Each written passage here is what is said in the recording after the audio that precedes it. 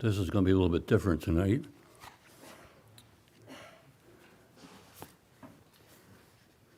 A couple of weeks ago, we had Dr. Jim Vogel as one of our pulpit supply people. And next week, and 2 weeks later, we're going to have another special speaker, Brian King. These are people with the Northeast Fellowship of Independent Baptist Churches. And I thought I'd say a little bit about that tonight in preparation and in appreciation for their ministry to us. And if anyone has any comments or questions about any of this, just be rude and interrupt me.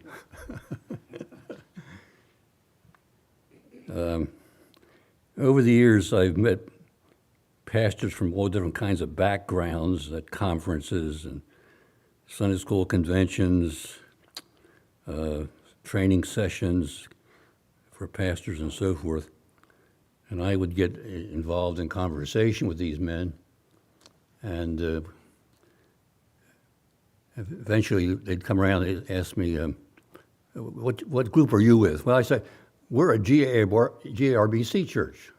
Oh, they'll say, oh, we're independent. What's wrong with that remark? I want to say to them, we're just as independent as you are, maybe more so. But we're a biblical church, and we follow the pattern of the Bible. And so I want to talk about that. I want to say to them, but I don't do that, you actually are an isolated church, and you're an unbiblical church because you're not part of a fellowship. And I want to just establish that, if I can tonight. You should have two sheets. Well, on the back there are two sheets, right? Anybody need them?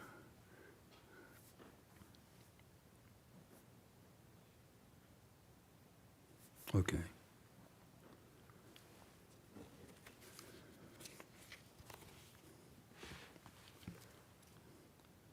I want to talk about the biblical basis for interchurch fellowship and the benefits of interchurch fellowship. And that's the first handout is about interchurch fellowship. It is biblical. In the New Testament, we see that local churches shared in doctrinal oversight and instruction. The church at Syrian Antioch sent messengers up to Jerusalem for counsel and guidance about doctrine. Acts chapter 15. And they had the common ministry of the Apostle Paul and the other apostles. Turn to the book of the Revelation. This is, I think, a beautiful picture. The first chapter of the book of the Revelation.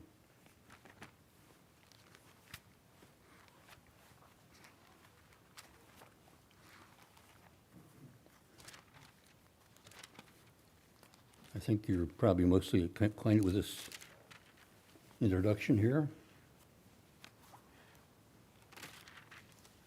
And John has this appearance, verse 9.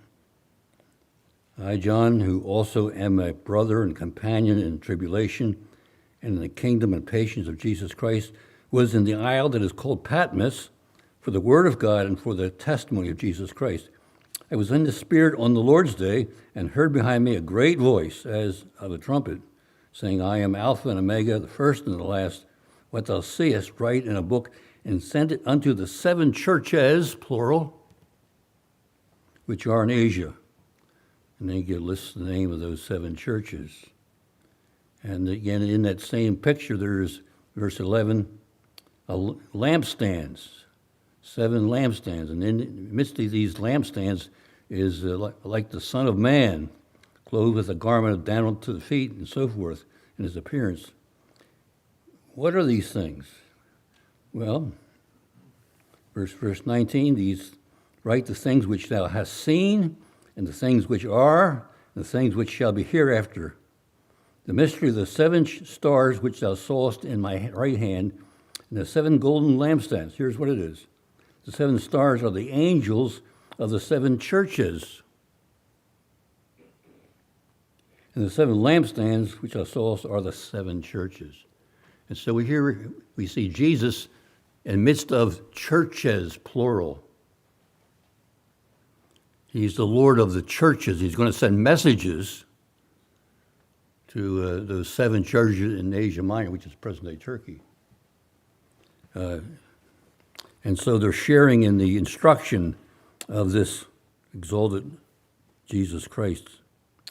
And so we see that churches shared in doctrinal oversight and instruction. Secondly, they fellowshipped in benevolent projects. 2 Corinthians 8. They're collecting money from the churches of Macedonia and the churches, plural, of Achaia. These churches, plural, are cooperating together to help these struggling churches who are having a famine in Judea. So it's churches helping churches. Thirdly, and in that same project, they approved messengers, or we might say representatives. They were approved, it says, by the churches, plural, to supervise and guard, I guess, that collection of money as they took it over back to Judea. We've already seen this in D. Those churches are united around the Lord Jesus Christ to glorify him in the book of the Revelation, chapter 1. They cooperated, churches cooperated in evangelism and missionary work. We see this in 2 Corinthians 11, 3 John verses 5 through 8. They worked together in helping missionaries and itinerant workers, Christian workers. They counseled with one another when they had a doctrinal issue there in Acts 15. And they send greetings to one another. Churches sending greetings to churches, plural. And they had the common ministry of itinerant evangelists and teachers. Acts 15:41, 3 John verses 5 through 8. And they had a sense of the larger Christian community. Turn back to 1 Peter 5:9.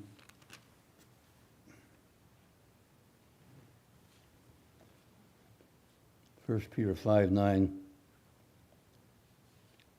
about Satan, whom resist steadfast in the faith, knowing that the same afflictions are accomplished in your brethren that are in the world. They had a sense of the commonality of believers in the first century world. Jude 3.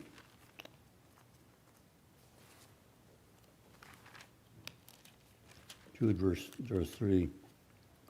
Beloved, when I gave all diligence to write unto you of the common salvation, it was needful of me to write unto you and exhort you that you should earnestly contend for the faith which was once delivered unto the saints.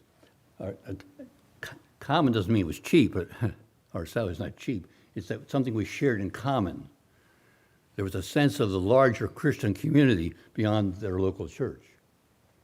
And they had a sense of fellowship with all these other believers in the other churches. So, interchurch fellowship is biblical. A church that is not in a fellowship is an unbiblical church.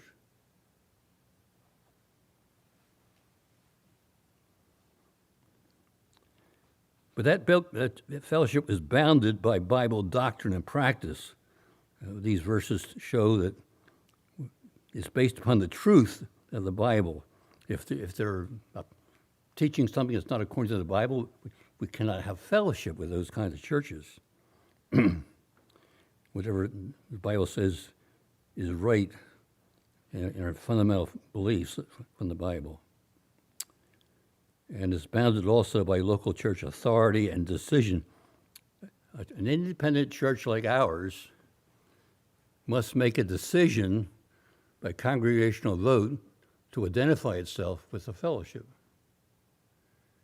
It's not something a pastor decides, it's something the church decides. And it's by church vote. And as far as I know, this church, way back in its very beginning, chose by vote to identify with the what was then called the Empire State Fellowship of Independent Baptist Churches. No, the title was Empire State Fellowship of Regular Baptist Churches, and then also the National General Association of Regular Baptist Churches. One was statewide, the other was national. But the church makes that decision, not any person or someone else making it for us. So interchurch fellowship is biblical, and it's also bounded by the decision of the church. That's the biblical basis. I just want to say a little bit about the historical basis. Any survey of Baptist history will show that Baptist churches have fellowshipped and cooperated in associations or conventions or fellowships. It was true in Europe, and when they came over to the United States of America, they soon established associations. The first association was the Philadelphia Baptist Association. In 1707, this is the oldest Baptist Association. 5 churches got together. And Judy and I are from the First Baptist Church of Philadelphia, which is that church was the leading church in that association in 1707. Down south, they formed the Southern Baptist Convention, 1845. Then there was the Northern Baptist Convention, formed in 1907. And because of the inroads of liberalism, they began to deny the deity of Jesus Christ and the full inspiration of the Bible and the atoning work of Jesus Christ. Different Baptist churches justifiably got upset about that.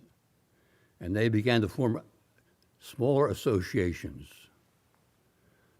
Grand Rapids area had an association much before the GRBC was ever founded. And so they got upset about it. In 1932, the General Association of Regular Baptist Churches was formed at Belden Avenue Baptist Church in Illinois.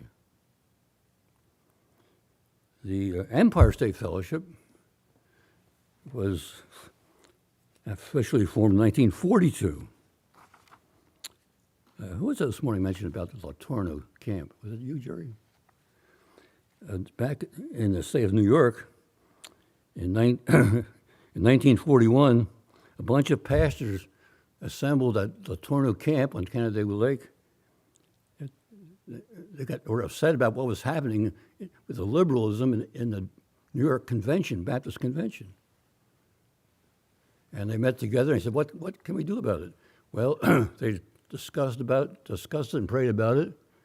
And they said, next year, 1942, let's send out a call to all the churches in this convention and see how many would like to come and form a new group, a fundamental Baptist group. And so they issued that invitation, and that 1942 meeting was held in the Tabernacle Baptist Church in Ithaca, New York. centrally located in the state.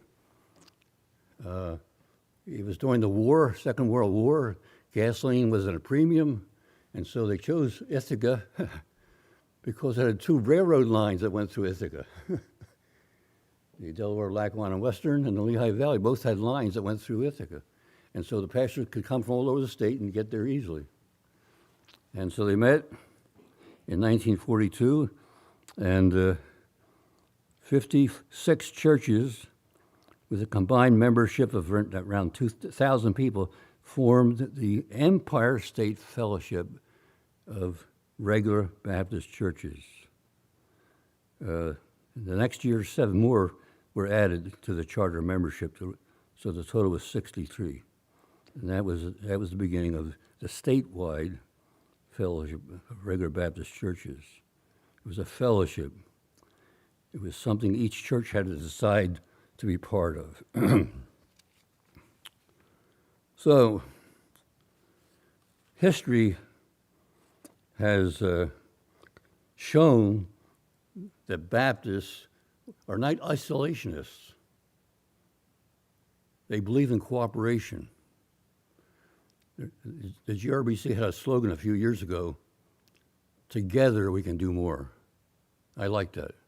Together we can do more. There are certain things that we cannot do very well individually. I don't think our church, for instance, could support a missionary all by ourselves. No, if you're a bigger church, maybe you could do that. But normally we cannot do that. So we need to link arms with other churches to support a missionary family. We cannot, as a church, have a printing house and produce literature. But together we can do some of those things.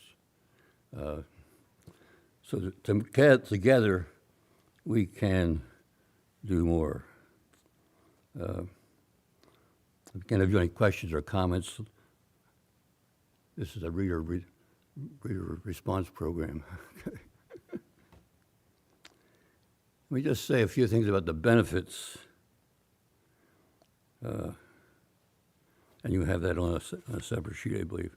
By the way, we have a number of churches in our area here, and a number of churches, Baptist churches in the state, who are identified with the Baptist Bible Fellowship International. I think First Baptist up in Hamlin, First Baptist, is it Hamlin? Where is that? It used to be North Greece Road, is now. Yeah. Manitou Road, yeah. First Bible Baptist of Greece, I think is the title, maybe. Anyhow, there's a lot of churches like that who are identified with the Baptist Bible Fellowship International. They are not a fellowship of churches. I'm reading from the Baptist Bible Tribune, which is that organ of that group.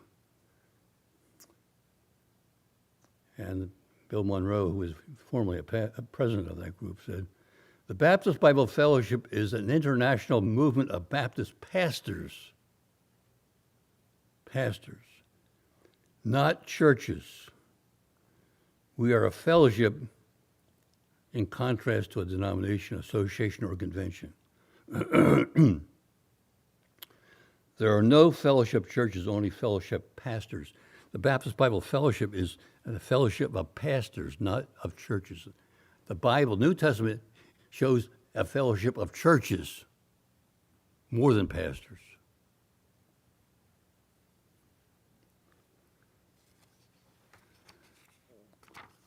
Now, some of the benefits of interchurch fellowships or associations.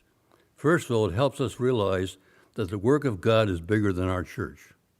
I think that's good. We need a bigger vision. We're here at North Chili, we four no more. We're a relatively small church. But we need to realize the work of God is going on in other places. And God's working other places. and we're linked with those other churches. And the work of God is more than just Faith Baptist Church of North Shiloh. So we need to have a bigger outlook. And so it encourages us by knowing that there are other faithful Christians in other towns and villages. I pray regularly for the fellowshipping churches in the Northeast Fellowship of Independent Baptist Churches. A few years ago, they changed the name. What used to be the Empire State Fellowship is now the Northeast Fellowship. The reason for that is there were a number of churches, especially in Pennsylvania, in the northern tier counties of Pennsylvania, who wanted to be part of the Empire State Fellowship. And they would come to the meetings. And they said, "What? It's too far for us to go down over the mountains down to the southern part of the state. We'd like to be part of your Empire State Fellowship." I have it numbered in the directory. There must be close to 10 churches now in Pennsylvania that are part of this fellowship.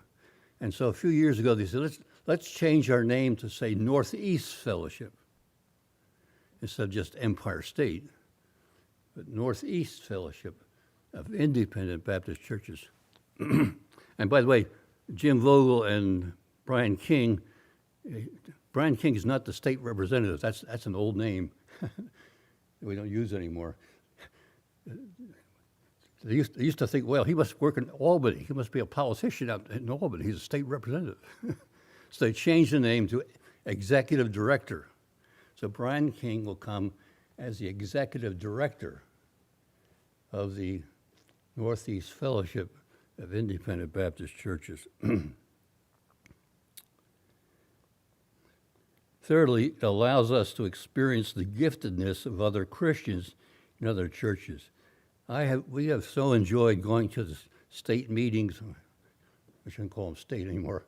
The Northeast meetings, and other churches, have trained musicians too. Other churches have people who are gifted in different areas, and I can go and enjoy their ministry, and to realize that God has some wonderful people in the other churches. It allows our young people to meet other young people of similar Christian faith and values. I am so pleased over the years that we would send our young people to the different youth gatherings. They've had different names over the years. One was called Youth Jamboree, and then there was youth seminars. I think some of you guys, haven't you been to some of the youth things? Luke, remember? No? Now they're held in 3 different locations, usually across the state. But hundreds of young people will get together, and they have impacted the young people to dedicate their lives to Christ and to serve the Lord. And so they can meet other young people. It's nice that Christian young people can meet someone else. They might even fall in love with them and get married. What's wrong with that? I believe in Christian camps and so forth, like we have Lamoka Camp. And Lamoka is supported by a fellowship of churches. I don't know why we have never said that. They have an annual meeting every year, and we have the privilege of going down and be part of the board of that. But you have to get involved. So young people can meet with them with camping ministries, youth seminars, Towns for Christ. For 12 years, I ran the state Towns for Christ competition, where we'd get together in April and have over 100 young people performing musically, preaching, puppetry. We had other competitions, chorus groups, trios, so forth. We had art competition, and we had to get usually about 30 or 40 judges. I had to get 40 or 30 judges to judge all these things. So I went three judges for every category. And to get qualified people, I want them to have a good evaluation by qualified people. Anyhow, and these young people met one another. I don't know that the name Dan Forrest means anything to any of you musicians. Dan Forrest came through our Talents for Christ competition here in New York several years ago. Now he's writing music that's used by many different people.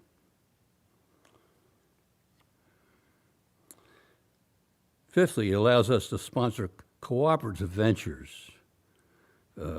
Maybe it's be a camping thing, like Lamoka Camp, Bayuka Camp, Bethany Baptist Bible Camp. We have 3 camps in the state of New York, and they're all sponsored by and supported by associations of churches. Seventhly, helps keep us on track doctrinally and positionally. It's good to have other people looking at us and seeing if we're staying on the straight and narrow, you know. And it's good to sense that. It allows us to have a bigger voice in our society on moral and spiritual matters. Some of the things that are going on in our nation we have a right to address as believers. And so, you know, if we wanted to, this church could pass a resolution like that we are against the gay lifestyle. And you can send it off to our state representatives or somebody, to the governor, but you know where it ends. But if we had an association of churches, around 170 churches in the Northeast Fellowship now, if we had those many churches sending a resolution, it would make more impact. There's more people behind that, and politicians usually like to know how many people are supporting things. And so it gives us a bigger voice. And at the national level, when I attended the national conferences, there were always resolutions of some kind that would be presented to be adopted. And Ken, you probably can remember those kind of things that took place. And they would address different issues nationally and so forth. And it would positionalize us doctrinally, and they would be then released to the news media if they wanted to, say that the GRBC had their conference and this is some of the things they adopted as resolutions. Ninthly, it provides assistance and resource for churches in their pastoral searches. And I know right now we're doing that. I'm sure the pulpit committee has solicited advice and maybe even names from the fellowship. And it provides a network for help in times of crises. I think some of you, I'm going to say old timers.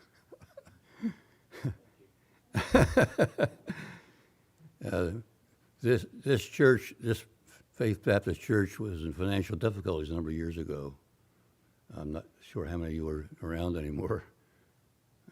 Maybe Carolyn is the only one I can think of here. But the church in Brockport helped us financially to survive. That was a fellowshipping church. And they saw a need, and they had the money, and they helped this church over some hard times financially. And so it's a resource, a network to help in times of crisis. Let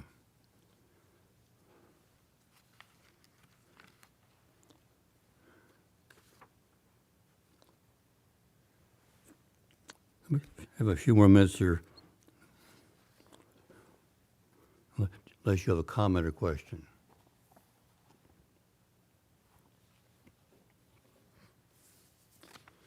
The 75th anniversary conference of the Northeast Fellowship was held in October of 2017. I hold in my hand the program flyer. It was held at Tabernacle Baptist Church. And I think some of you know after I retired from this church, I spent 5 years at Tabernacle Baptist Church in Ithaca, New York. And we hosted the 75th anniversary. Were you there, Ken? Good, yeah. Probably the only one, I suppose. Beg your pardon? My wife was with me. She better be. Yeah. And they had a banquet on Monday night at the Twin Tiers Baptist High School gym. We had a large number of people attending that conference, and we had a banquet on Monday night. I had the privilege of speaking. I was a banquet speaker. And I spoke on what the Northeast Fellowship has meant to us. I was writing it from the perspective of my wife and I. And I said, I have my manuscript here. I said many of the things that we already have looked at in that handout. But the first value I had of the 10 was the fellowship has given us a concrete way to practice New Testament ecclesiology, which is interchurch fellowship and cooperation. The Bible presents the fact that churches cooperate together. How does that work here in the 21st century? Well, it can be fleshed out in something like the Northeast Fellowship, which we have now, and some of the other things that we've already mentioned. As a pastor, it has provided continuing education through its conferences and workshops. I need to be in continuing education as a pastor. I need to have my mind stimulated from time to time. And the conference did that through top-note speakers as well as workshops. Usually in our conferences, there would be maybe 3 or 4 choices of where you went to attend. And they were always helpful. And each conference nowadays includes a special doctrinal section. Usually Dr. Vogel conducts it. He calls it a doctrinal thinkubator. And so these are the things that those of us who are pastors need to be just exposed to. But I want to say the fellowship has also helped my people. I always encourage people to go to the conferences. I publicized them. I talked about it from the pulpit. I'm going. I got room in my car. And dear old George Galasso was one of the faithful ones he said, Pastor, I'll go with you. And he and Vera would go with us, wherever it was in the state. And these people were helped as they went. They became better Christians, and I became a better pastor because of them. I've talked about some of the other ministries of the state. And for us personally, it gave Judy and me opportunities to serve the Lord with a different audience than we normally have Sunday to Sunday. I led music at the conferences. I spoke at workshops. Again, for 12 years, I conducted the Talents for Christ program. And Judy was very involved in giving workshops.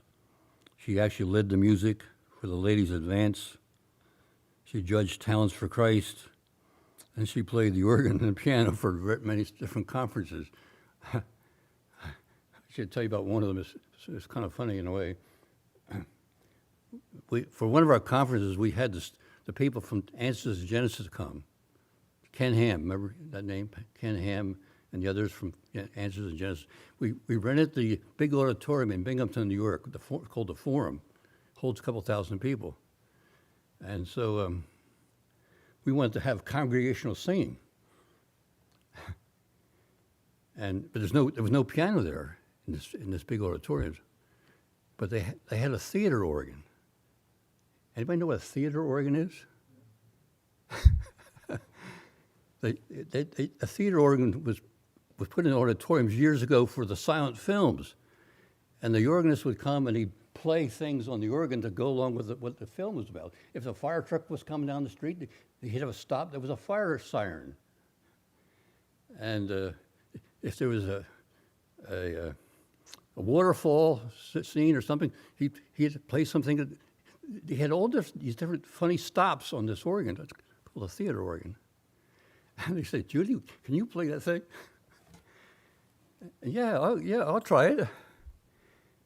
And the organ was stored down below the floor of the auditorium, and they brought it up in an elevator, and right in the front, where the screen used to be, she played the organ, and she needed someone to turn the pages for her, some of the music. So I was her helper.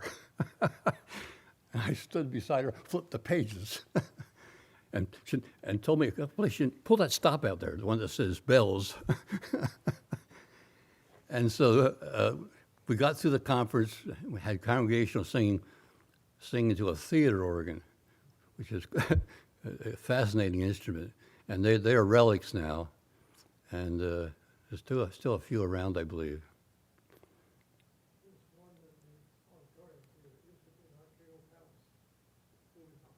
Is it still operable? Do you know? Okay.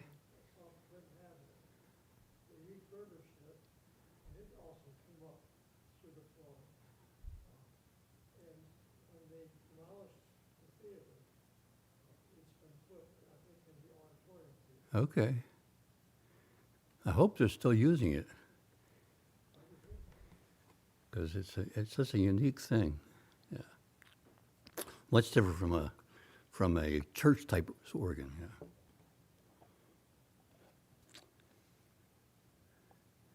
And personally, the fellowship has been the instrument in my change of ministries. It was through the fellowship that I came to this church. Craig Golden was the human instrument to recommend me. And he got me recommended to Tabernacle Baptist Church after I retired here. And he got me to First Baptist Pavilion. In my retirement dinner from Tabernacle Baptist in Ithaca, we had a banquet, and Craig was sitting next to me and Judy, and he said to me, "Do you want another interim pastor?" I said, "Well, where is it?" It's not that far from you. It's Pavilion. And so I went right away from Ithaca to Pavilion without really any break at all. And so these are some of the things that, humanly speaking, that were such a blessing and help. And it's given me a wider circle of family. You know, sometimes we get so withdrawn and indrawn and inward focused that we forget about the larger Christian family and the regular Baptist family. It's a family. It is a family. And I thank God that I've always been in a church that's been in a Baptist fellowship, starting off with the one it's changed its name now, but it's the old First Baptist Church of Philadelphia. And then I went to Michigan, and seminary was part of the Wellesley Street Baptist Tabernacle, it was called initially. 1,400-member church. It was one of the leading churches in the movement against liberalism and modernism. And they formed a fundamental fellowship before the General Association was ever formed. And so I've had this touches of different places. And all my churches have been part of the General Association as well as a local association. So, benefits. I think, just in closing, I think we need to be informed about these fellowships. They need to be promoted from the pulpit. They need to be supported financially. They have budgets that need support. It may not be a lot, but it should be a part of our missionary budget. We need to pray for these fellowships, send representatives to the meetings. They're called messengers. They're representatives. The church has to authorize messengers. Just because I go does not mean I can be a voting messenger. I got to be authorized by the church to do that. And usually we're allowed so many for each meeting. So these activities need to be promoted, advertised, and so forth. Literature needs to be made available so people know what's going on. And get involved. When the state fellowship wanted to start a men's gathering, a yearly men's gathering, I volunteered our church at West Endicott. The first 3 years of the men's adventure were held in our church, West Endicott Baptist. And when it got the attendance got over 300, so we couldn't handle the kitchen arrangement. Ours was too small. So after that, it went to Central Baptist in Binghamton. It's been there, I think, ever since. Church and Pavilion sponsored an annual meeting of the fellowship back a few years ago. So we need to have that sense of being in a family, people who love the Lord, who are fundamental in belief, have distinctives that we hold to, and that we can actively participate with other churches. Any final question or comment?